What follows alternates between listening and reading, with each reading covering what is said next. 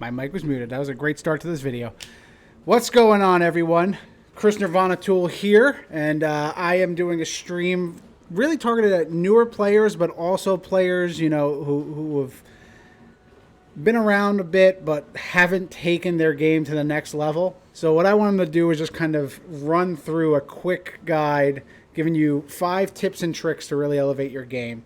And now the thing that I'm going to go through here, I'm going to use some existing Warlord cards as kind of like an example to kind of hopefully make this a little bit memorable. But one thing about these tips is some of them can be used across any game that you're using.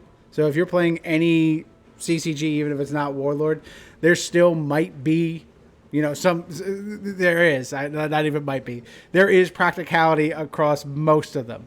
Some are a little bit more specific towards Warlord, and we'll kind of get into that. But that's really what we want to do here. Let's run through a few ideas that, you know, might be obvious to some veterans, but to anyone who's kind of getting back in the game after a while, maybe, you know, you need something to kind of jolt the memory back, or maybe, again, you're just completely new to the game and you're like, why do I keep losing? And like, is there anything I could do to kind of get better? So hopefully some of these tips that we're going to talk about, you know, will help you get you there. And of course, if there's ever any questions whatsoever, feel free to chime in the chat. That's that empty black box right over there. Chat will be coming in because I am streaming live. Hopefully everybody can see it, but we'll see what's going on there. If you are hearing me right now, please just let me know that I'm not talking to anybody else, but even that I'm not talking to just myself. But even if I am, that's totally fine. If you're watching this VOD on YouTube at a later date, that's cool. Thank you for watching. Okay, cool. I am Hood, and I am good. Thank you, Forge Cake. Really appreciate that. So with that, we're going to get right into it. So I'm going to do some... We got the production value going here, guys. I swear. So I'm going to have to just kind of shift my camera over a little bit to the corner. Oh, look at that. That way I have my nice little canvas where I can kind of use some visual things. Don't worry. We're going to cover that, Graham. Do not worry. So anyway, to start it off, you know, obviously, again, 5 tips, and they're being represented by 5 cards. If you saw that little intro video with the countdown to stream, you probably already know what those 5 cards are. But we're going to start with that. So the first card that comes to my mind that I'm going to correlate to one of these tips is a card that if you've played this, then you should really pat yourself on the back. It's Athenaeus Falls. So this is a promo card, and you can see we have a very crude scan of it from the Accord lands.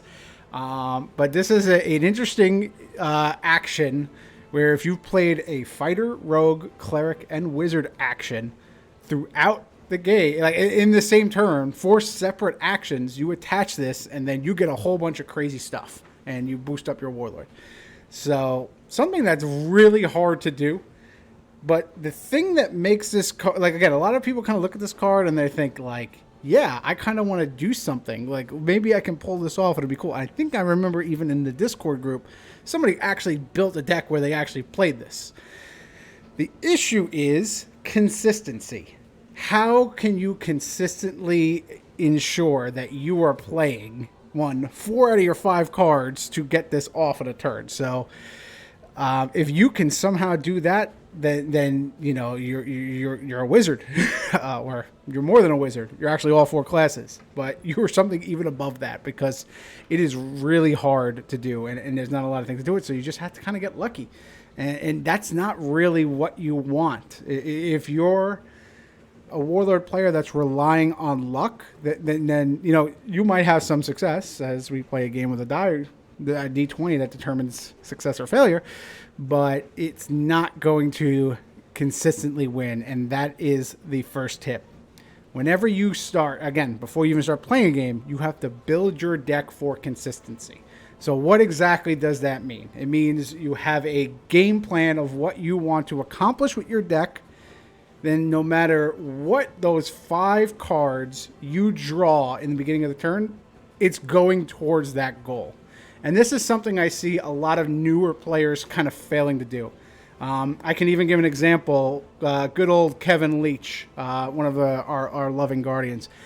been on the bench for a while, hasn't played Warlord in a bit, and has now started building decks. Got his son Nino into the game, so very excited about that. But obviously, Kevin's got to relearn a whole bunch of things.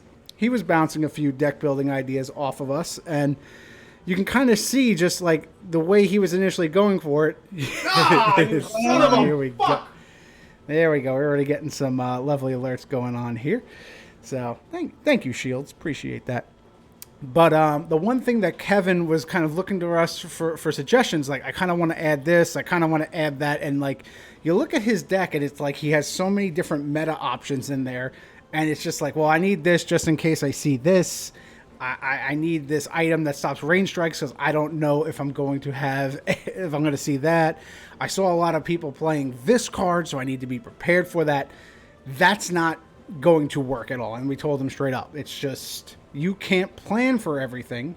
You can plan for your one consistent idea and then do it a lot. So what we were building a wizard deck, if I'm not mistaken. So like to build for consistency, what you really need to do is just, this is, okay, if you're building a wizard, okay, make sure that every single card that you draw is a card that you can play the second you draw it, whether that's an order spell. So like wizards are great for that.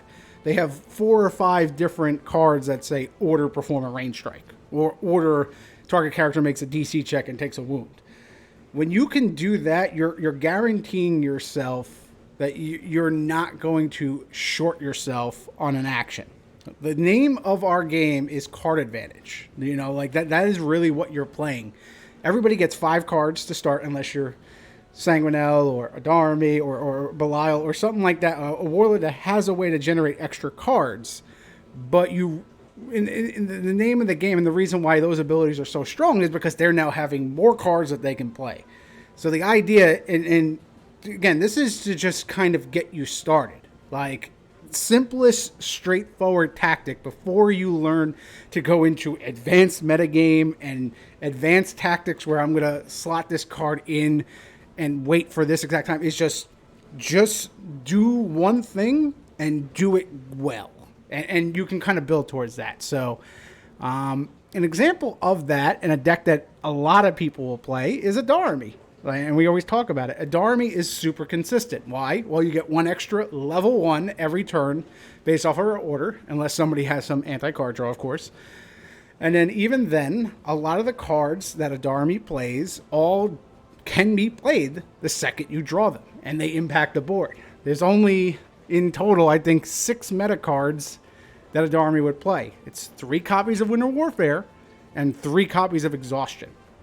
And Exhaustion is really interesting in my part because, again, it's one of the strongest cards ever. But if I was building a deck for a newer player or somebody who's just coming back, I wouldn't give them Exhaustion.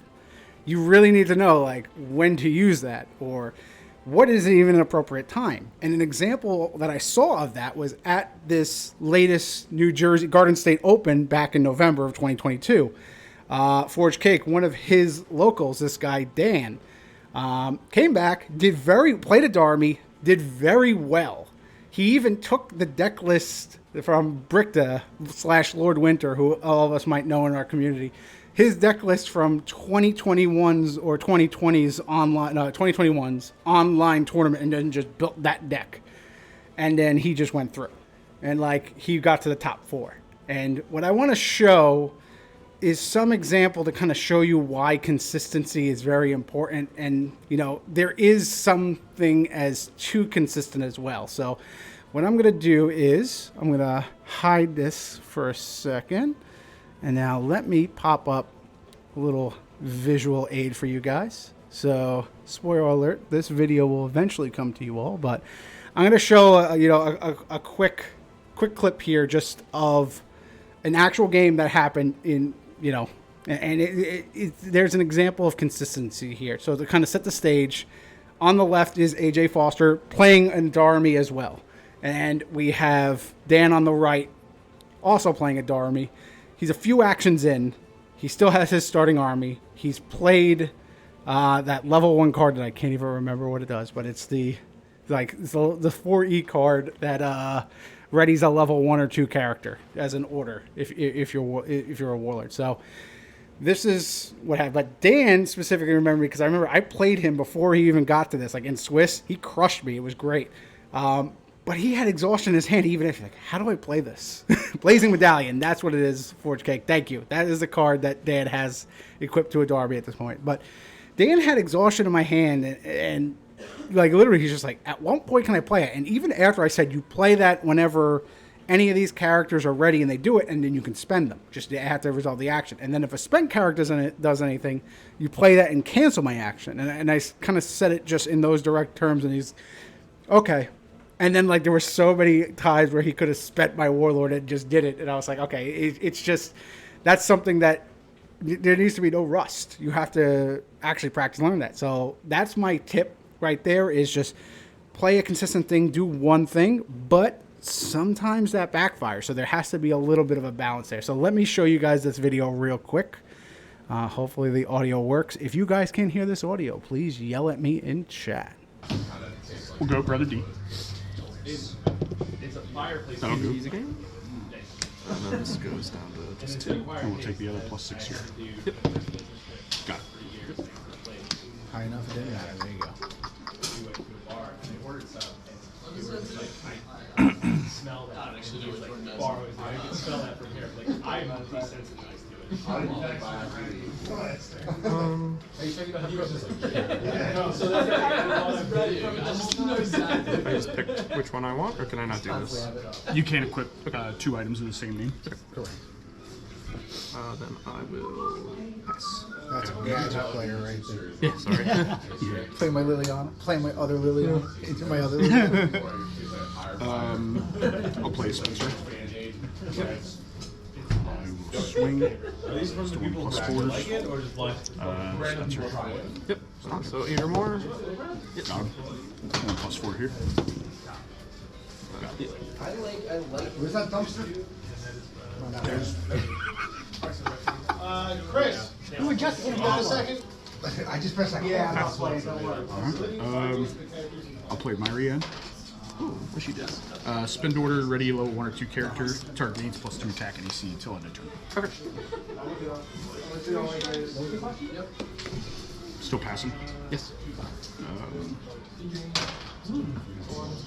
Ready him. And standard. Yep. Do standard.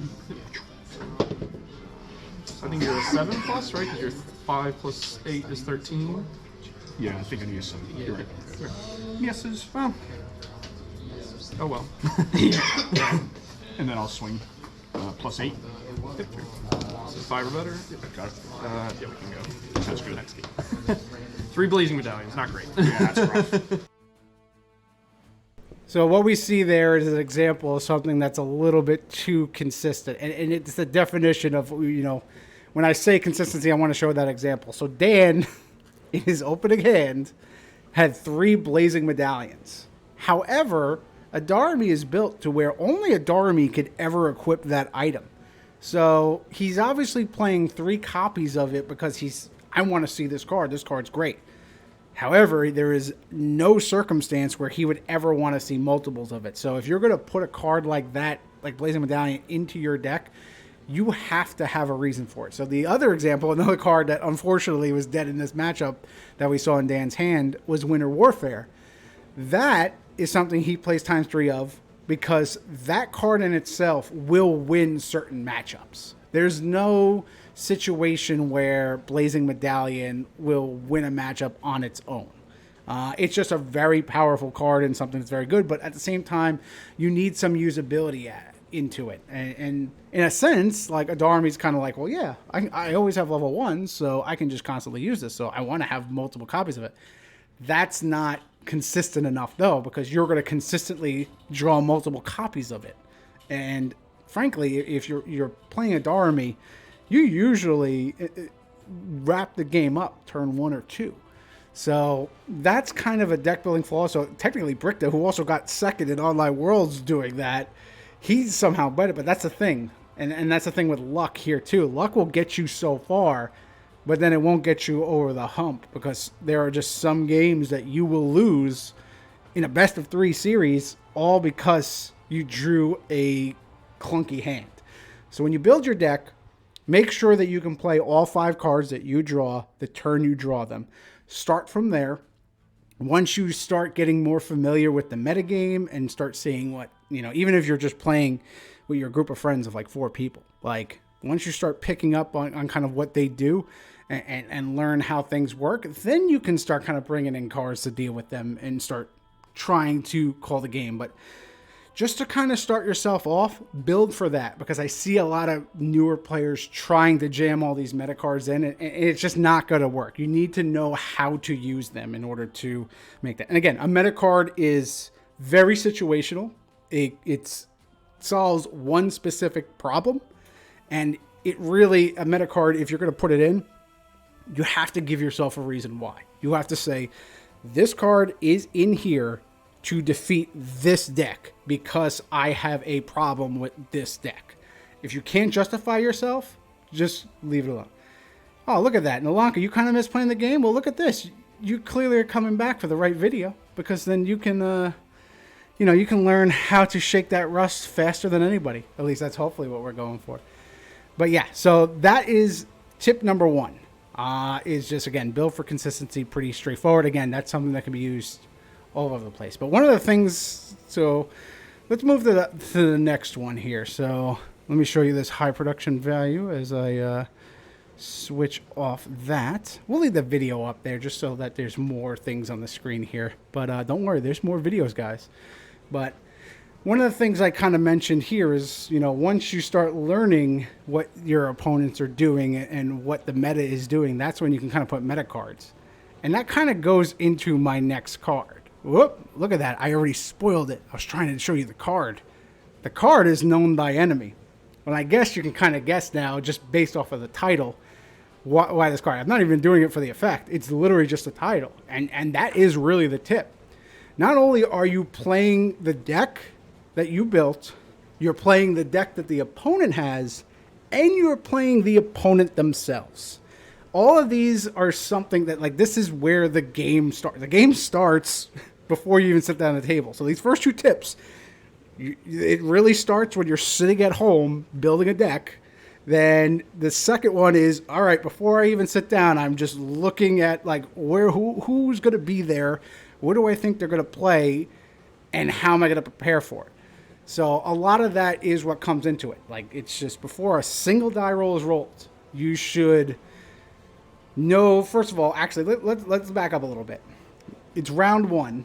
You look at the pairings, you see the person's name, and you see the warlords there. So eventually, as a newer player, you need to get to the point where you know who that person is, because again, we're a small enough community, everybody should kind of know everybody anyway. If you don't, of course, sometimes we get newer players. That's a good problem. That means we're growing. So for now, let's just assume you should know what that player does. You should know what their quirks are. But more importantly, the warlord is the key one. You need to know what that warlord does.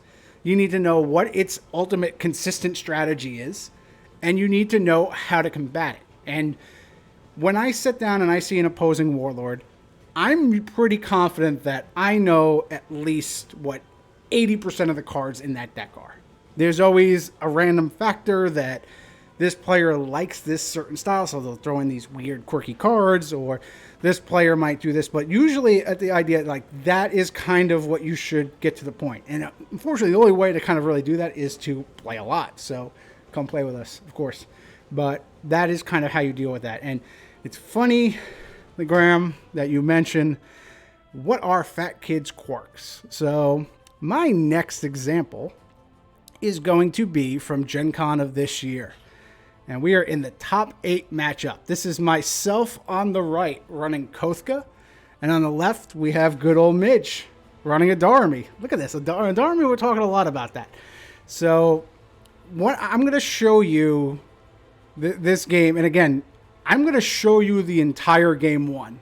It's a quick one. We're only going to be here for a few minutes. But I want to show you. I'm going to play this for you guys. And then there is some audio in this video already that might kind of make my point, but I'll, once it's done, I'll come back and talk to you. So here you go, guys.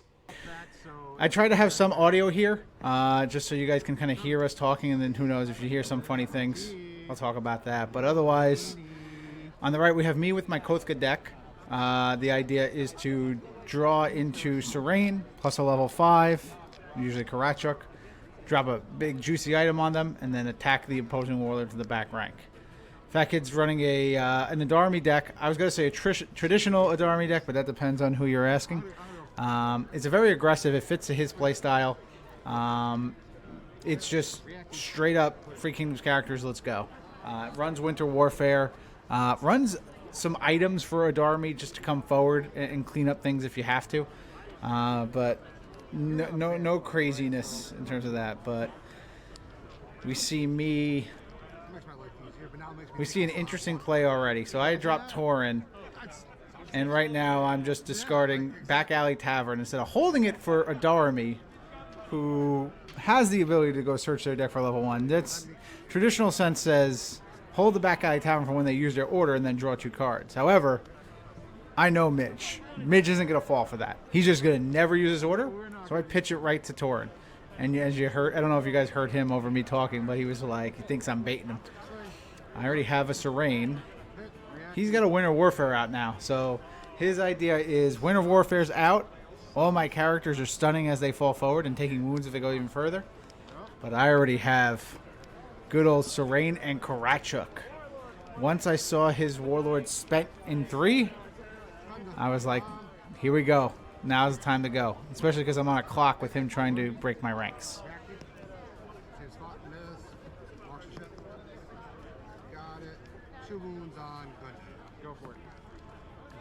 And we see him miss a 2-wound shot. And you hear me say, I'm not risking the exhaustion. Serene, I'm showing him the King's Lady in my hand, which I was not putting on Karachuk. So I hit Adarmi for 2 wounds, and then the next one plus 11. That'll hit for 2, and that'll end it. That is a quick game 1, and he shows the exhaustion. This is a situation where it's 2 players who know each other very, very well. And that's really how it is. And you can see, like, this is a perfect example. I'm going to try to not repeat everything this video just said. But I literally, again, starting off Back Alley Tavern, knowing that Midge will never do that. But that even then, you heard me in the video where I'm talking about, okay, cool. He's playing Adarmi. It's built like this. He plays it like this. Obviously, I assembled the deck for him, so that kind of helped me out. So I got a little bit of insider knowledge there. But in the same thing, it's like I know the deck that Midge likes to run. He likes to run this Adarmi deck. He likes to do some items. And I know he made some changes in it after I handed it to him, too, thinking that it would throw me off a little bit. But it's all straightforward, and it's all like, okay, he's just going to come at me. But more importantly, I knew there that Midge had exhaustion in his hand. I was able to read him because, as Forge Cake says, he always has it. I mean, that's a running joke we have here. But if I'm playing Serene and Karachuk down, if Midge is in trouble, he tends to stop. He's going to stop. He's going to look at his hand. He's going to think about it. He's going to flick his cards back and forth. And he has these quirks. And he'll really think about it to make sure it's like, oh crap, am I gonna miss? Am I missing an out here? Am I missing something I need to do to avoid losing this game? And when he just kind of kept going with, all right, cool, I'm gonna shoot with Glenn. I'm gonna do some marksmanship. I'm gonna keep pressure on your ranks. I'm like, all right, he's expecting me to go King's Lady, get exhausted, and then I'm just done because he's got Winter Warfare. So that was. I was able to read that that's what he was going to do. So I knew Adarmi has that. He has Scarlet in rank 2 who doesn't spend to do a strike. She's sitting there specifically to play this exhaustion. So you got to play around it. Know the player, know the deck, know the cards in the deck, and then be able to adjust your play. And when you're in a top 8 matchup like this, these are the kind of things that will get you a win. It might be the difference of losing. Shout out to Sanjington for the gifted sub there. Really appreciate it, bud. So, but like that's it. And that's really like, this is just one example, but obviously this is something that will take time. So newer player, the one remedy and the one way to kind of attack this is just come play with us. You'll become friends with us. You'll start knowing us. You'll start knowing the decks more. you'll start seeing that. You can watch my videos too. You might start picking up on some decks. Hey, why not? But that's it. It shows you right here. This is how you get a win by doing that and showing its application here. So let me just check my notes before I move to the third one to make sure I did not miss anything. Nope. Okay, cool. I've covered all of my notes. So with that, tips 2 down. So again, all those first 2, everything kind of goes with any other game. Like this is just general good card game, CCG tactics right here. We get a little bit more specific with the third one for Warlord. And let me first get rid of this. And the thing about Warlord is, well, actually, let me just show you the third card. So the third card is One with the Blade. And you're like, what does that mean? Why would I even do this? Is just, okay, cool. You're just getting an extra strike. Text doesn't matter. Again, I'm going for these little fancy, like, all right, cool, this title of the card. When I say One with the Blade in Warlord is the D20. Being able to account for that and understanding that you are playing a game with a D20 is very important. I have seen a lot of Magic players specifically get into this game, build and play this game like they are playing Magic, and then they quickly see that they are not. They don't account for the dice. They don't build their deck strategy towards dealing with the dice. And really, what they miss is mitigating RNG and calculating risk. And that is all around the D20. Absolutely, for sure. So, a good game plan has ways to survive if the dice go cold. We've all been there. We've all seen just 2, 3, 4, like just you're whiffing completely. And so in some cases, we've seen people build decks where it's just like, I'm just going to roll good. And in fact, when I announced this stream, the sarcastic Rogue Panda, who I don't know if he's hanging around here, decided he's just kind of like, oh, quote unquote, just roll good, saved you a video. And everybody had a good laugh, but most people think like that. Those people don't get wins. They get cuts. They do okay, and then they'll finish dead last in a tournament or completely miss to cut a few, but then, they'll make a run. Because, again, sometimes the dice really just decide this. And being able to ride that chaos, or at least harness that chaos, is something that you have to account for in Warlord. So with that, I want to show you an example of a game that I played online many, many, many moons ago. It is against my good friend Worldfall, my fellow dwarven teammate from Greece. He and I were playing in a turncoat tournament. That is where you take your warlord and make it a different faction. So he is playing a dwarven Beastmaster Eldrick. I am playing mercenary Theckham Netherin. Now, the concept of my Theckham deck here was, okay, I'm going to play wizard spells that hit characters from far away, and then I'm going to put monsters that I discard, whether through Wheel of Death or some other way, from my discard pile right into their ranks so that I can just pressure their warlord. That was kind of what I was going for. However, the cards that I have to do that are cards like Conjure Storm, or I even ran Fellblow that can do a melee strike here. And my bonuses were +4 every now and then, maybe a +5 or something like that.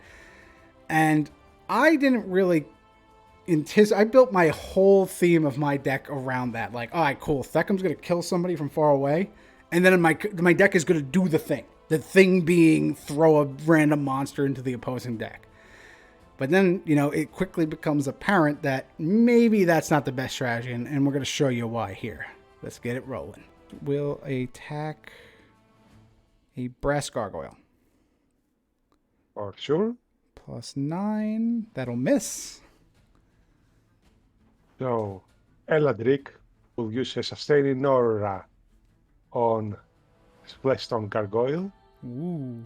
He will ready it and move it one rank forward. Uh-oh. Yep, I'm doing to you got your deck that wish to do to me. Oh man, this is awesome. All right, so I guess I better use Thecka before bad things happen to me, right? This is tough though. All right, I'm gonna go for this. Let's see how bad this actually happens. I'm gonna Conjure Storm with Theckum, and I'm gonna take a +8 range strike at a spent Brine Fiend. Okay. So let's see if I kill him. He's pretty big though. I miss that Brine Fiend, which is perfectly fine. But then I get the +4 strike that can go at somebody more than 3 ranks away. Yep. I am gonna go for that Rust Gargoyle back there. You don't try to 3 ranks away isn't him. It's more than 3 or more ranks away. Oh, Yes. okay. Yeah, Conjure Storm can hit like anyone as long as it's not within normal range striking. It's just anywhere in the world. So I'm gonna go for the Rust and let's see how it goes. Okay. Oh, I whiffed. Oh, Damn. Yeah. I've degraded from 4s to 2s now. That's not good. And that's just sometimes how it goes. You saw my dice rolls there. 2, 3, and 2. And I have the perfect situation that I completely built in my head. I had my strategy that I wanted to do right there. Is only a 1 HP character preventing his Warlord from being stunned. I have the Conjure Storm in hand. I can do a range strike at one of my Brine Fiends where, okay, cool. I'm going to take a calculated risk where, maybe I hit my Brine Fiend and kill him accidentally. Oh, well, but if I do, that's no big deal. I calculate that I can afford that based off of what his board is. And I also see that I have +9 to it. That's a 17 AC Brine Fiend. That's a Brine Fiend that ate his vegetables. So he's ready to go. So I'll take the shot right there from the 3rd rank, maybe hit my Brine Fiend, whatever. But I need to get that +4. If I hit that Rust Gargoyle, I can grab one of my characters that are in the discard pile. I now have his Warlord stunned in rank 2, and I know he's heavy on level 4 characters. And then I have an immediate threat in his army that's going to attack his Warlord. And then I essentially have now cornered him. However, I did not mitigate RNG. And so sometimes the dice get cold. And now your plan, which was built around like, oh yeah, I can just hit with this small strike, just completely falls apart. And that's why I think this tournament I went like 2-5 or 2-4, whatever it is. I did not have a winning record. I don't think I did. But I ended up losing this match to Worldfall. So like that shows you that, even though you can kind of build a deck with a lot of synergy, sometimes, just you need to prepare, and you can't. I would not recommend relying on a deck to roll dice to win. If you can find a deck that does that without having to worry about it, or even better, find ways to make sure you don't need. Look, you're late to this show, Rogue Panda Art. We already addressed your snarky comment. Don't you worry. But I do want to also show. I got 2 videos for this one because I also want to show another situation of calculated risk, but also just showing you just how sometimes you have to be prepared for randomness. Now, this next clip, it comes from Build a Warlord 2. It is myself playing against Dow Foster. And as we all love to rag on Dow for, he does take his time, but don't worry. This clip is not going to be that long, but I want to set the scene. This is game 2 of the match. Game 1, I'm playing, again, I didn't learn my lesson. I'm playing a Warlord that is relying on generating +4 range strikes. That's the way it's going to win. I'm just going to do as many strikes as I can as fast as possible and hopefully win. I completely decimated him game 1. It was very, very quick. We are now deep into game 2, turn 1. And that is where we take it off. So I'm going to let this play, and then I'll show you, connect this video to the thought process there.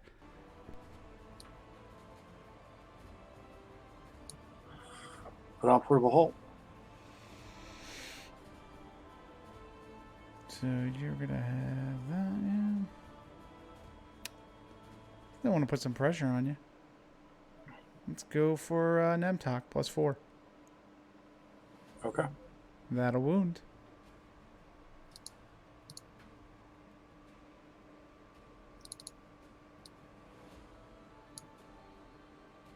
To the front.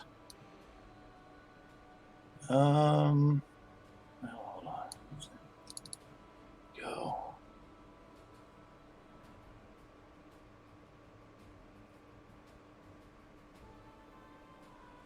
Yeah.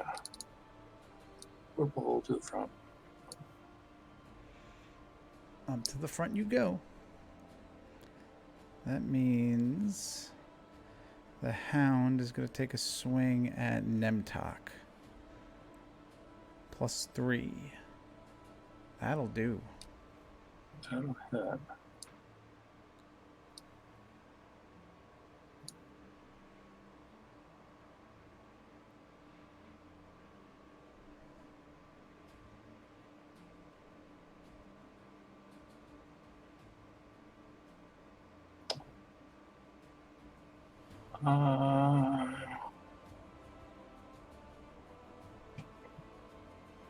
Okay, I will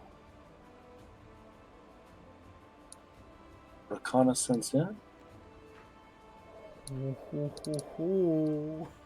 Then I will play Timberlake. Thimble Rig. There we And go. attack your Warlord.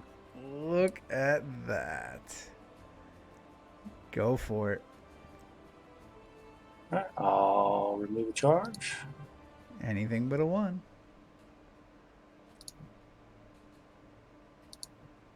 That's for 2. And I'll swing there again. Go for it.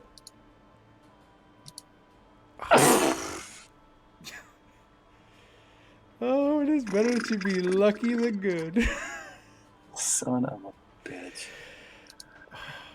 I should have saved it for the second one. Yeah. You had me in checkmate. Oh my god. Okay then. I better kill this altar. No, miss. Let's go for that altar +3. Got there. Wait. Wait a minute. Hold on. If there is a fighter in this rank, all characters, that means you too. Oh, yeah. Yeah, no, you're right. That hits then. Damn, you hit me. Okay. I got it. That 2 does hit then. I am dead. I was like, wait. Oh, that's crazy. Yeah, because I would have gotten the bonus. Forgot about the bonus. There we go. All right, let's get that to game 3 then. So let's talk about how there's RNG here. And obviously, hopefully you all didn't fall asleep to Dow really thinking got his moves. But the calculated risk that I took here, I have my Warlord sitting in rank 2. I know that his Warlord is built around stealthing in. And I see he only has 3 HP worth of characters left that would be holding it. So if he comes into my ranks, I have, as long as I am able, in a sense, to threaten where I can just destroy his ranks, I should be okay. So I'm going to leave my just 15 AC or 14 AC Warlord sitting there in rank 2. Like, all right, whatever. I think I'll just kind of keep the pressure. I don't have to worry about it. Even after he portable holes to the front, I look at how many cards he had in his hand. He had 2 cards. So I'm trying to think, all right, what's he going to do? Like threaten and then assassination and kind of kill me. So then I'm sitting. So that's why I attacked with the Obulite Hound to make it where only a altar, the Drill's altar, is holding his rank. So if he's going to do that, then if that's his plan to threaten in and then spend my Warlord, I have an option and I can take a risk where as long as I hit that altar, he goes back into his army and I don't have to worry about it. However, the calculated risk did not pay off because he had reconnaissance, which just lets him move into my front rank. And then he decided to play the card Thimble Rig, which gave him an extra action immediately after he did that. So that is something that I did not anticipate, but I was kind of like, you know what? All right, if he has those have to be the exact 2 cards he has in order for me to lose. I end up losing this entire match because of this situation. So mitigating RNG and calculating risk. The key thing here that I want to say about calculating risk is sometimes these risks pay off and you can completely put your opponent just, you can almost tilt them, let's just say, for lack of a better word. But I think more so I want to say like you swing the momentum in your direction. So here, after I completely decimated Dow game 1, he comes and is on the brink of elimination right here. And he pulls off a miracle Hail Mary that obviously he needed anything but a 1. We just forgot about Brother Dominic's bonus affecting everybody. But really, that just miraculous win, just sneaking away from that is just kind of something that now, okay, I can't believe I didn't win that game. I had him right where I wanted to. I just needed, just him to not have those exact 2 cards and I lost. And then from there, I don't remember exactly game 3, but I remember that like obviously I was not in the right mindset. So Dow's, in a sense, he kind of took a calculated risk, just kind of setting himself up, but it really wasn't. But like it's more so the RNG. So knowing how to mitigate the RNG isn't necessarily just building to your deck, but also understanding that it is a part of the game and accepting it. So when these kind of situations happen, you need to just accept that sometimes this just happens. But it goes back to number 1. As long as you believe in the consistency, you should be fine. So you need to kind of just understand that this is part of the game, not get rattled, come back, and then try and win game 3. I didn't do that. I lost. But that is an example of mitigating that. So being 1 with the blade, being 1 with the D20, that's what you all need to do. So don't go crying about bad die rolls. They're just part of the game. Everybody has them. I mean, they suck. And you roll 1s going for blink, as that little sound alert will tell you. That's just how it goes. But let's go on to the next one. Just want to make sure. Just checking my notes here. Clearly, I'm prepared, guys. This next one. I know this is a Midge favorite. So let's get rid of this. So the card that I am going to show is Death or Glory. Good old wizard spell. So react after an opposing player passes. Discard all cards in that player's hand or target a character within 3 ranks who must succeed with a magic save, DC 16, or suffer a wound. And the key aspect of this card is it is a card that is triggered when the opponent passes. And this is something that's very important and very unique to Warlord. And it is the tip that we like to call... strategic passing. So, how I've already mentioned that you want to build your deck for consistency because it matters. You have 5 cards. You want to be able to play all of them. You want to have all those actions to that. The more you figured, if I take more actions, I win. Yes, in some cases. However, there is such a thing as strategic passing. You don't necessarily just have to play your game where, all right, cool, I'm going to run through the checklist. First, I'm going to swing with these guys, then I'm going to play this card, then I'm going to play that card until I have no more actions, and then I'm just going to keep on passing. In some cases, you need to be reactive to your opponent. You need to wait for them. Like if you see the board is in a situation where they have nobody who can attack and you have a character that's already standing, maybe you now kind of, I don't need to take that action. I'll just kind of leave that guy there and I'll pass. I won't attack with him. Just because you have cards in your hand. Sometimes one of those cards in those hands could be a level 1 character that you want to have that extra character ready to attack just in case. Like that way you now are forcing them to play into a situation where if you just roll and you take out their guy before they swing, you now have card advantage. So there is such a thing like that. There's also such a thing as just kind of waiting for your opponent to kind of spend out all their action and then be like, okay, I'm passing for now. I'll be fine. And then, you're like, all right, cool. Now that you've taken a few actions and I'm going to have some advantage at the end. Now let me play cards that I've been holding for a while and start doing things that play towards a certain thing. There's a deck that very much does this is Stone Fist Gargoyle. Specifically when playing with Opal Gargoyle. So that is a card that is all around passing. The idea is you want to make sure that you have a situation where your opponent passes so you can now ready one of your characters. So that is something that is very, very related to this, but I want to show you also sometimes being greedy could also bite you. So let me go to our next video clip. This comes from our recent online World Championship, and it is the finals. And oh god, this video is reloading. So, all right, cool. So what we have here is, and again, I'm going to apologize, guys. The audio on this video is a little lower, so I'm going to turn it up, and hopefully it doesn't just blow out your ears. But what we have here, this was Celtic 5723. Shout out to him. Current reigning world champ. Going against a good old Dow Foster again, who's playing King Zod.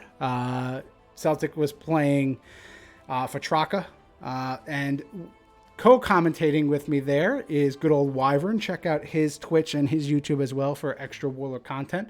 But we are watching turn one of a game. We have Zod in Power Eye.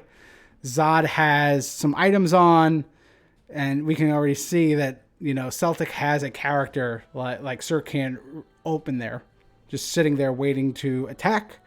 But Dow has 3 cards in his hand in a deck like King Zod, which is really built for absolute consistency. So I'm going to let this clip play, and then we'll come back and talk about it. If the audio is bad, just let me know, guys. Yeah, chat noting earlier as well, that would go nicely with either the Helm of Terror and or Potion of Blurring, and they're absolutely right. Sanuris, on the other hand, does not need that to take out a Zod.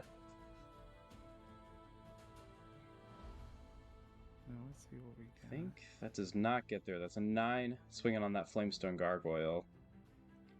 Now, Wad's still having 3 cards in hand as well. We see a quick Passing. pass. Wow, 3 dead cards from Wad. I wonder what they were. He could have been slow playing them, and then okay, yeah, he is. He just discarded a Mentor from hand. I guess Mentor doesn't really matter too much because of Amulet Awakening being on. Mentor can't ready Zod with that, but it's still 2 HP you could have put down, and he chose not to. Yeah. So I think Celtic might have caught Wad, you know, really holding on, and like that's kind of what has made Dow such a good Zod player. He knows how to optimize his actions and make sure that, you know, he doesn't just run out of gas right away and then let the opponent basically go time stop forever. So yeah, but I think it backfired here. Also pitching a Wrath, yeah. I mean, so I think he was thinking Celtic would take up that Flamestone, then he could play Wrath in 3, Mentor in 4, flesh out the rest of his army, and it just didn't happen. Big play from. We got the blue screen of death there. Look at that. So shout out to Wyvern again for the footage there. Just the audio on that recording is a little lower. I don't know why. But I think I'm just louder. It just is what it is. But what we saw there was, you know, where situational passing comes in. Right now, Dow got caught with his hand in the cookie jar. He was slow playing his actions. He was like, all right, I kind of see that this character's going to die. I'm going to have Will in the front rank. Zod's going to fall to 2, but then I can play Wrath and Mentor. He didn't want to risk dropping Mentor, the level 4 character, and then having the ranks collapse and then everybody fall forward, and then he can't play his Wrath. So these were all the things that he was looking at. So he was just like, okay, I'm going to wait it out and see what's going to happen. So he was just passing when he can clearly take actions. Celtic immediately picked up on this, and that's why he's like, I'm going to take this one strike and see what happens. He swung and missed. It kicks back to Dow. Dow goes pass in a strategic way. And the interesting thing there is Celtic now has no more visible strikes, but he has 2 cards in hand. And again, Dow also knows Fatraka is built for consistency. It's built for strike generation. So he's going to assume that, all right, one of those 2 cards is going to be on the strike. So I'll let him play out, just, you know, get that extra 1 strike down or whatever it may be. And then he'll be able to play his 2 characters and go from there. Again, Celtic sniffed it out, and Celtic went, all right, I'm cool with this. Let's move on. Discards his cards. He doesn't really need them. One was cheat death. And like he looked at his hand. He knew that his 2 cards weren't really 2 cards. Like it was like 1 card, I think, that he kind of held and slow played. But he's like, yeah, I'm good here. I'll risk not playing this 1 card if it means that you don't get to play those 3 that are in your hand. And then from there, you can see like Dow kind of got caught. Dow's like, oh, what do I do now? And he ended up chucking them away. So it's just a wasted opportunity. Obviously, again, those cards weren't necessarily impactful for the game, but they were the difference between now Zod getting to the front rank, spent or even ready turn 2, as opposed to he's getting his ass stunned the very next turn 2.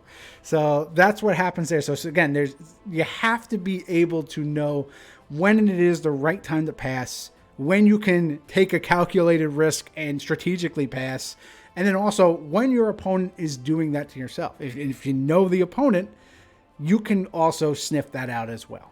So everything's all kind of bringing together.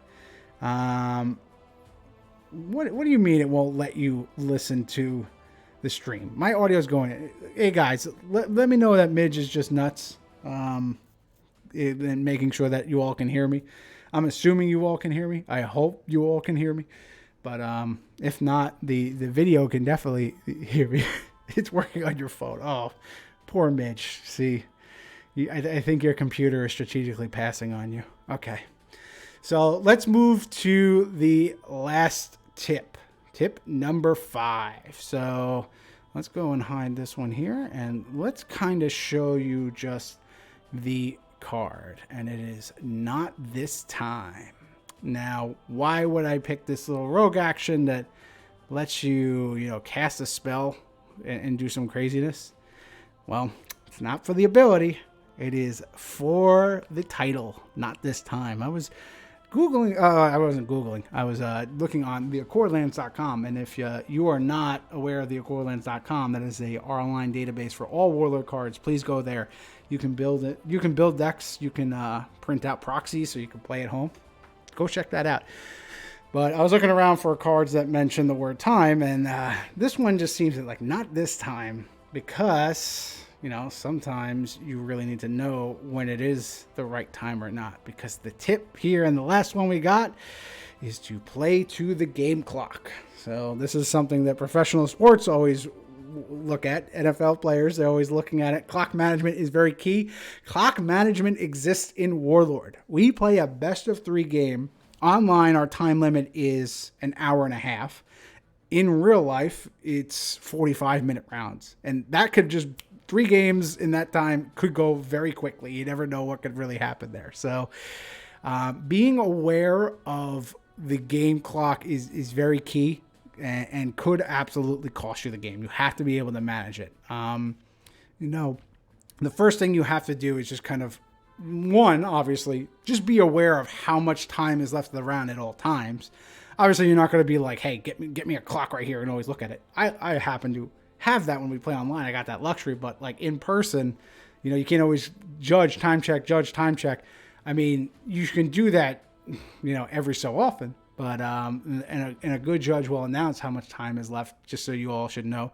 But just being aware of roughly how much you got.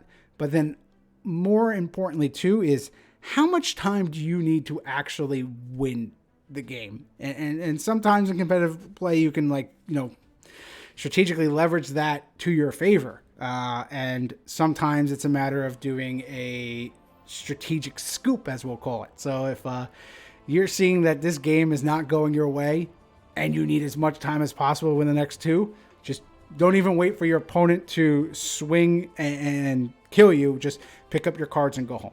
like, all right, cool. Well, they'll go home. Go to game 2. It's like, let's just move on. I need as much time as possible to win. So the example that I'm going to show of this, I want to show an image to start us off. So first, let me get rid of that. And then let me go back to, and this is going to, I think this is Campaign Edition. Yes, it is. Campaign Edition Round 1. This is myself running Lord Gahid against Sorsha Dragon Drop. This was Jerva. Shout out to Jerva. So what you're seeing right here is the beginning of Game 2. Game 1, and you can see the clock in the top left corner. So there's a minute 5 left on the clock. And I just, he draws a very awful hand. He doesn't really play any, he's not able to play any dragons or any real substantive, like some meaningful characters game 1. And I'm able to get some characters up to the front. I get some people with dragon bucklers. I attack his guys, and I eventually break his ranks, and I beat Sorsha pretty handily. Game 1 in about 25 minutes. So now we go to game 2, and I look at this hand, and it is the absolute worst hand I could possibly get. It's 4 steeds and a Nodwick. So again, I built for consistency a little bit too much here, where I just jammed a whole bunch of steeds into my cavalry deck, and whoops, I draw all hands of steeds. Funny enough, that same turn, that turn 1, he plays a meet at the end, and I get my 3rd warhorse. So I had a full house of steeds and then Nodwick, which is okay. So this is one of those games where I'm like, well, this ain't a winning hand. But look at the clock. But now, so that's just a kind of precursor I want to kind of lay out before I show this video here. And then in this video, this was actually something where I recorded the game and then I did my own commentary on it.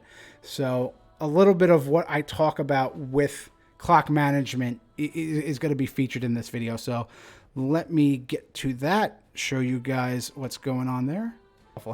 And we're going to go from there. Let's see what we got. And then I look at this turn 2 hand, and it's even worse. There is one card I can play at this point. I could play the Griffin, but that's a downgrade from the Verdatha mount. I can't play Gedmorak. It's a level 5 character. Black Snake Whip, level 8 item. So exhaustion is the only thing I can do. I look at this, and at this moment, looking at 58 minutes on the clock, is like, do I just scoop and go to game 3? Or do I try this out? Let's see where this goes. So for now, I'm like, let me hang in here. Let's see. I don't really know how it's going to play out. Like, I'm just very worried. But to me, like, at this point, 58 minutes is also a lot of time on the clock. So go, like, just scooping here, it's kind of like the only thing we would do is ensure that we are coming to a conclusion. And then I also got to think now, like, if I'm going to win, I'm probably going to win in like 20 minutes. Like, I won game 1 in like 27 minutes, whatever it was. So I'm thinking that if I leave that, that's just a possibility where I want to make sure that if we're going to game 3, that Sorcerer's going to need a lot of time to beat me. I'm like, if I'm in like the 25-minute range, that's like the sweet spot in my mind. I'm thinking like, okay, need to consider this like 25 minutes. If like things are still going really bad, then I kind of do that. But I wanted to kind of see how everything plays out, of course, too. So there you see my entire, mindset, like the DAO inner stream. Obviously, I'm doing this as a commentary, but I think that one kind of sums it up very well there. And it's just me now knowing and being aware of, okay, this is the situation. This is where I'm at. I think, all right, I'm probably losing this game. I probably should scoop, but let me play it out a little bit longer, get to about 25 minutes, and then come back and make sure I scoop. I ended up not really listening to my own advice there, even though I kind of knew better. And I ended up playing this game out. And I play it out for a long while. Let me actually show some more screenshots. So, okay, cool. That was turn 2 hand. And then after that, we got, 37 minutes left. I'm looking at this board now. I'm like, okay, well, I got characters now. He's got a whole bunch of items. But he has a Dragon Lord on the field. I'm like, can I really chew through all of these dragons and a Dragon Lord with my guys? But I'm like, I got Jeffrey Drac. And again, I need 27 minutes. Let me play one more turn and see how it goes. Well, how it goes is we get to 10 minutes left, and most of my board is gone. Those dragons have only gotten hungrier, angrier, and faster. And my Warlord is now in the front rank here. And one thing that I'm seeing, like with 10 minutes, okay, so I clearly missed the window of opportunity that I wanted to, where it was like 20 minutes, let me go to game 3 because I can do that. But then I was like, maybe now at like that 37-minute mark, like right there, where I'm like, all right, let me keep going. My also thought here was, my army's pretty good. I got a lot of characters. Can I survive for 37 minutes? Can these dragons chew through my army that fast? Because if they can't, I'm going to get the 1-0 win and the match win and move on from there. And that's also something I kind of want to talk about too, because doing that and playing to that is, there's a fine line between cheating, aka stalling out to make sure that time runs out, and then there's just kind of really knowing that, he might not be able to just beat my army by that time frame. So it's a fine line, but leveraging the knowledge that your opponent might not be able to beat you fast enough is totally okay. Intentionally playing slow and intentionally stalling so that time runs out, that's not okay. Please don't do that. And I kind of even talk about that with Jerva. Like I probably let me go back to that image, where I'm like, Gahid's in the front. I should just put Gahid in rank 4. Make him kill all those figurines and another figurine once I non-wicket back on. Make him roll some evens for that Ged Dawsit, that's a planner character.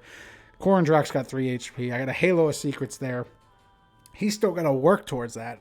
And, I probably could run away back there and live with 1 minute left and do some underhanded methods and just play slow, but I didn't do that. I even said that's just not a good way to win. But however, just being aware that I know I should have scooped way sooner than that, and then we would have played game 3 and it would have been fine. So when this game ends, I think we just are kind of content with how little time it is. We're content that all right, let's just do the 1-1 draw. So neither of us lose. He wins this game, and we we just call it there and don't even play the last few minutes of it. But we did draw our hands just for fun, and he would have had no characters, and I would have had a Dragon Buckler and a character in the front rank turn 1, just putting pressure on him, and I would have absolutely obliterated him. So if I had just listened to my own advice, scooped earlier, I could have very well won that game. And just in hindsight, when we drew the hands and it looked like it was, then yeah, I probably would have won. So it is a play error on my part to not really play to the game clock. Keep this in mind. Know when you are done, and know when you know how much time you need to win the game, and play to win the game. Don't necessarily play to draw. Sometimes you can play the clock also to not lose. Just make sure that it draws, and then you're good there. That's, again, as long as you're not stalling or intentionally slow playing, then this is just a skill. It's not anything underhanded in that. So, and with that, those are the 5 tips. I think these are the ones that, again, they can be used in many other games, but in Warlord, it really matters. Some matter more than others. So with that, I kind of turn to chat. I turn to anyone watching here too. Any other tips and tricks you think that I kind of left out, or anything you want to talk about, please just let me know. If you're watching this on YouTube, leave it in the comments. I'd love to hear your thoughts of what you guys think. And then chat also right here. Let me know if there's anyone. Don't slow play like Wad, and you are good. So let's talk about slow play, because we're on clock. We're on the game clock tip. Slow playing is something you can usually tell right away. Here's another tip. If you think your opponent is intentionally playing slow to stall out the game, don't be shy. Call a judge over and tell them to watch the game and be like, hey, I think my opponent, can you come and watch my game to make, I'm very concerned about time, and I want to make sure my opponent isn't slow playing. And that any good judge, hey, sometimes you get a jerk of a judge, but in any competitive format, a judge will sit there and be able to identify it, be able to tell the opponent, no, keep this pace going, don't stall, and move things along. And it's just for your own protection. Don't be guilted into not calling a judge because you're like, oh, I'm going to feel bad. No, do it.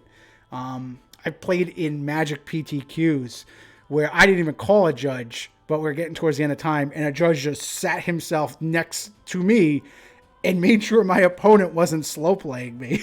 And like I didn't even ask for it, and he did it. And they're like, all right, if you're doing it at like the highest level of Magic, which is kind of the gold standard of competitive card games, then it's okay to do it here, guys. So that's that.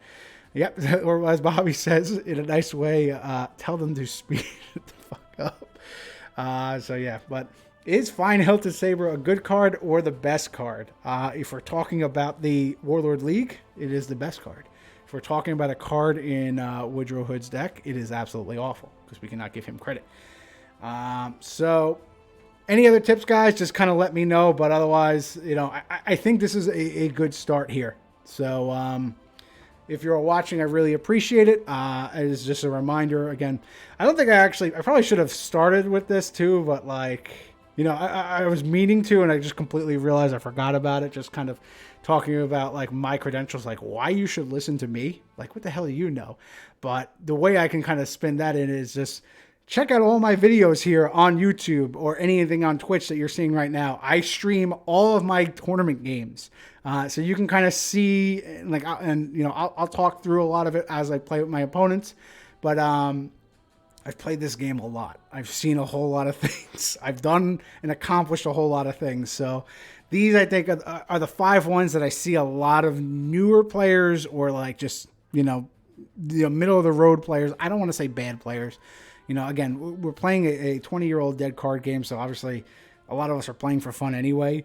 But these are just some of the mistakes that I see a lot of people make. So definitely wanted to... wow. Okay. Don't mind the chat if you were watching this and be like, wow, you got a lot of hecklers. I do. They love me. Don't worry. They all know that. But hopefully you guys enjoyed this content. And again, I'm hoping to do more of this in the future. But also, if this is your first time ever watching, I'm going to do something now that I do with all of my live streams. And that is a pack giveaway. So let me mosey on over to that. Oh, look at this. I love when it works. So what we like to do here is normally I have an opponent. I play a game online and I have an opponent. And here we go. We have Midge being summoned here. I will give a pack away to my opponent. We will open up a pack of Warlord cards, these ancient things that don't exist anymore are out of print. Right. And we will take a look at the card. If it's a quality card, I will mail it to them eventually. Trademark. But I owe it to them. That is their card. They own it. I will get it to them eventually. If it is a absolutely awful card, it stays here with me in the loot box, which I will also eventually trademark. Give away to some of the viewers. I just got to wait for a right time to do that. But I don't have an opponent now. So, but I have some lovely folks in the audience, and that's usually what we do. We give away one to the opponent, one to the audience. Well, we got no opponent now, folks. So we are just going to give it away 2 packs to the audience. So if you are in chat, please say a comment. Just make any comment in chat, and you are entered into this drawing. I know there's a lot of people who have come in and out in this, but now it's kind of quieted down. So let me get, where'd it go? Good old Nightbot up here. Hopefully that's working. There we go. So see 4 of you on the left side there. If you see your name on the left, you are eligible to win a pack of Counterattack, which is what we're opening up here. But if you're sitting here lurking, I know you are. I can see you all. You're all lurking. Just say anything in chat, and you're now in on this. We're giving away packs of Counterattack. So, opponent is yourself. Oh, so you're saying I get a pack? No, I don't get a pack. That's not how this works. But to more of my credibility, this box that I have came from a tournament win. So there we go. I win packs, and then I give away packs. All right, well, I guess everybody left. I guess I bored everybody. So, with you 4, we're just going to roll it off. Let's see. Oh, here we go. Now he showed up. You were almost late there, Dale. Come on. Who else? Any more of you guys? I'm going to take a look at the back end. There's so many of you guys just sitting there not saying anything. I can see all your names on this list. I know you are listening to me. All right, fine. Don't want a pack? You don't get a pack. But let's roll it off. What do we got? He's going to... Rouge Panda Art, who I just realized, you know, good old Rogue Panda Art is really what it is, but I want to call him Rouge Panda Art. Last comment wins. Sometimes it works out that way. In this case, it worked out that way. It is not rigged. Get out of here. But let's take a look. Boom. Bam. Alrighty, so I'm going to move my little camera over to here. You all can admire my original Gravity Flux artwork. And then we're going to grab a pack. So I'm not, I mean, it works more often than it should. Yeah, that is true. Nightbot is awful. Don't even try and reach out to Nightbot. Wyvern will tell you. They're just going to be like, yeah, no, it's your problem, not mine. So I'm just going to do the old, like, reach and grab and figure it out from here. So I'm going to say this pack is the one that we're going to open for you, Rogue Panda. And we'll see how it goes. Bop, bop. And we are still looking for cards that have repost on it as part of our art giveaway. But we're getting to the bottom of this pack, so we'll see. Alrighty. So first things first. Uncommons go down. Then we got the rare. And now let's see the commons.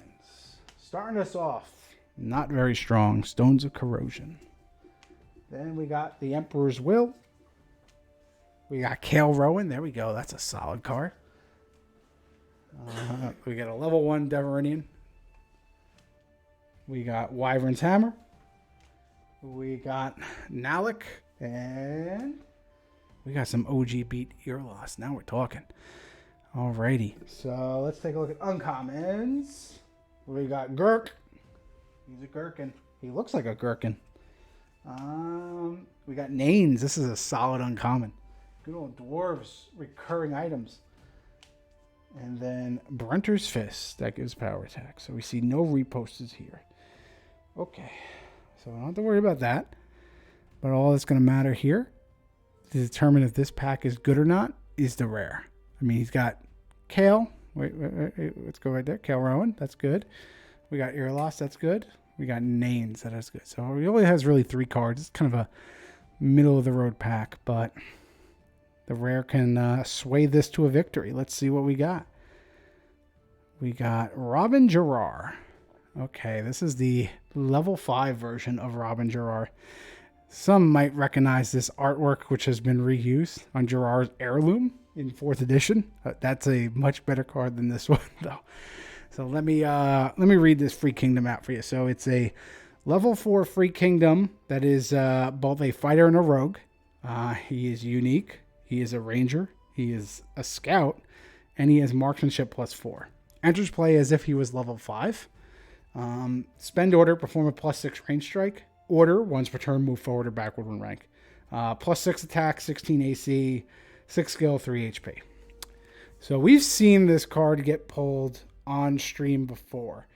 And we have determined that it is not a winner. The Stolen Destiny version of, called Gerard the Huntsman, same character in the storyline. That one is so much better than this one. This is a level 5 character. It's a unique. This would make a really good warlord if he was a warlord and had nothing else other than just the added warlord trait. He would absolutely see play. But otherwise, he is just not really good. He doesn't really go in any of the Free Kingdoms decks that we're seeing play in Ancients. So I'm going to say that this is, it's not the worst, but it's definitely not in the upper tier. So that one we're going to send to the loot box. And that'll go away. Oh, free stuff Jared want. Well, you see, this is, Sanji, this is what happens when he watches most of the video and you just show up now and saw literally nothing of the video. It's okay. Moochers are acceptable here as well. You still get your view. I still get your love and support, so you all get some packs. So we're going to give away one more pack here. Yes, Sandington did gift some subs. What am I talking about? So he's just clearly working. That's all it is. But I appreciate anyone who's watching this while they work. That is, yeah, I know. Some of us work nights. Don't worry, latency will catch up and you'll hear that comment. See, there it goes. Now the hearts are here. All right, so let's get to showing this thing again. Where did it go? There's a lot of buttons I gotta press, guys. All right. So if you see your name on the left again, you are eligible for this second pack that we're giving away. Except for Rogue Panda Art, your name is unchecked. You cannot get 2. That's just how it goes.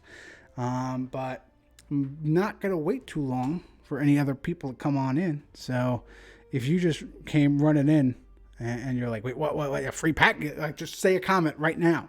I'll even give you the 30 seconds for me to roll it off. And we'll go from there. Of course, obviously, it's a little quiet right now, but like either way, I still appreciate all you viewers now. And again, even if you are watching this on YouTube, this is what I do during my live streams. So always check me out on Twitch. I know some people don't really like Twitch, so that's why I do cross post a lot of these videos. And I'm doing a lot more content on YouTube as well, some that is dedicated to it. So either way, guys, just trying to get you some more Warlord content as best I can. So your love and support makes that possible. Alrighty, so enough of this talk. Let's roll this off. Let's see who is getting the next pack. He's going to Sanjington. And well, there we go again. That last comment. It is, I'm showing you guys everything. Like, you can see it. It's not. You all can see it. Whether or not you are outsmarting the algorithm is completely on you. You are knowing your opponent. And so you are listening to tip number 2 and knowing how Nightbot likes to play. You know its quirks, and you are exploiting it for your own benefit. That is completely skill-based. That is completely skill-based. So we're going to do the little reach again. Let's see. I think I like this one. Let's go for this one right here. Boom. Pack is down for Sanjington. Let's get this over here. It's a foil calling it. Okay. Oh, you're not even going to stick around to see what it is? Wow, what a sucker. Don't feed those rich people. Screw them. Anyway, let's see. Exploiting RNG. Strategically mitigating RNG, Jared. Please, you use the correct lingo. Don't put such negative connotations on it. Exploit. Let's get this uncommons down. Let's get that down. And let's see what we got. First common is some random elf that somebody knows what it does. Then we got Blasphemous Sign. We got Never Fade Away. We got Anya. Ivory Scepter. Soul Charge. And Mayora Wadrith. Those are absolutely awful, and none of them have reposts. What is the point? Okay, so you're batting 1,000 with these commons, Angie. Hopefully the uncommons are a little bit better. We get another Brunter's Fist. We get a Thrice Blessed. And we got Corzon. No repost. Not a playable card in sight, Sanji. Maybe Soul Charge. Ivory Scepter's okay. It was pretty good in 4E. But he exploited the RNG to get some really bad commons and uncommons. But he might not get anything unless this card is good. So let's see. What do we got? Bam. Are you serious? We got another Robin Gerard? Okay. Well, that happened. Yeah, so sometimes we do pull back-to-back cards. Funniest time was when we pulled multiple Rabbit Bites. If that was a foil Robin Gerard, that would have been funny. But I don't have to explain. Now we know it's rigged. You saw me grab the packs. How many packs are left? Let me see. We got 4... maybe about 7 packs left. So a few more streams, and then we'll be able to kind of wrap up this box and move on to the next thing that I kind of got going on. But yeah, for Robin Gerard, we know that's an L. That's just really funny. But that will do it. So I would like to thank everybody who came, hung out, and chat. Thank you if you're watching on YouTube. I really appreciate your support again. Thank you to Sanjington for the sub on Twitch. Really appreciate that. For any of the YouTube folks, just like and subscribe to my channel, and I'll keep putting out more Warlord content. If you have any questions, if you have any tips that you think that are very important to players that maybe they don't realize, feel free to post them in the comments of this video. If you're just kind of checking this out and you're not 100% sure, I also did a video that outlines the entire step-by-step process in order to play with us online for absolutely free. So be sure to check out that video. It's a little longer, or it's about as long as this one too. But like, you know, definitely check that out, and it has some chapters. You can actually take a look to see what you want. You know, go to the part where you need to learn, and you're able to get it. So doing more content towards newer players, doing some more content kind of similar to this coming out. My next one, I think, is going to be a little casual one where I outline what my favorite warlords are for each faction, and then I go and build a deck with one of them and play one of the viewers online. So I have that one in the pipe. That'll probably be my next video. I got some live commentary videos still in the pipe coming your way too from Garden State Open. Those are in the works. And then also I would like to plug the Warlord League, which is coming January 1st. If you are watching this in the future and it's still 2023, don't worry. You can still join the league. Go over to the Warlord Discord, look for the Warlord League, and read up on it and learn what you got to do in order to get in. So shout out to Otaka Fish, who is organizing that. Big shout out also to good old Duncan Bakken, former New Jersey player and one of the original OGs for the New Jersey meta. He was one of the ones who originally came up with this idea, and now Otaka has updated it to match our Build a Warlord little tool that we got going there. So check that out. I might do a video on the league where I kind of talk about that and kind of walk you through that too. I just got to see if I got the time to that. But I guess now that I said it out loud, I'm kind of on the hook for it. Right, guys? So, but, you know, that will do it. So thanks again for watching. Hope you all had fun. See y'all and have a good night. Bye-bye.